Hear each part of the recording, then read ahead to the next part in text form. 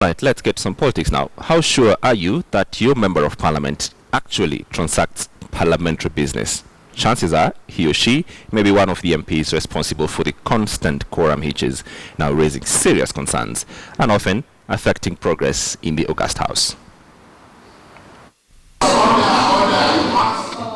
The spotlight returned on the performance of Parliament, ostensibly the National Assembly, as Kenya nearly missed on participating in 2016 Rio Olympics when Parliament failed to pass a bill as directed by World Anti-Doping Agency in time.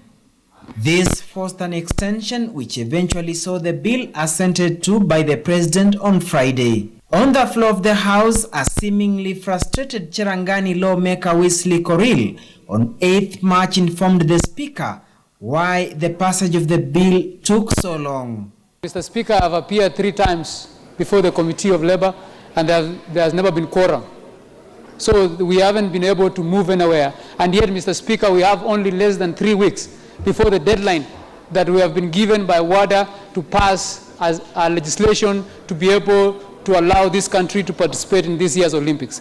And both the chair and the vice chair, I think as evidence of what Honorable Koril is saying, are absent even now. It has to say the committee has ceased to operate, in which case then we can order its reconstitution. But it seems quorum hitches are the norm not only in departmental committees, but in the chambers as well, particularly on Wednesdays. Deputy Whip, can we have the quorum bell rung, please? Honorable members, as you can see for yourselves, we are still not able to conduct the business this morning because of quorum. And so I order that the quorum bell be rung for 10 minutes. Article 121 of the Constitution clearly states that the quorum of Parliament shall be 50 members in the case of National Assembly or 15 in the case of the Senate. But in the morning, you cannot whip when they are on the traffic coming. They are coming from their homes. That is 9 in the morning. So it becomes so difficult. It's a challenge, actually. The majority party's Chief Whip Katole Metito says that the way the House business is conducted could also be reason to constant quorum hitches. And again, this postponement of motions and bills, those have been completed but could not be put to question because of lack of numbers. It again piles the agenda of the following day.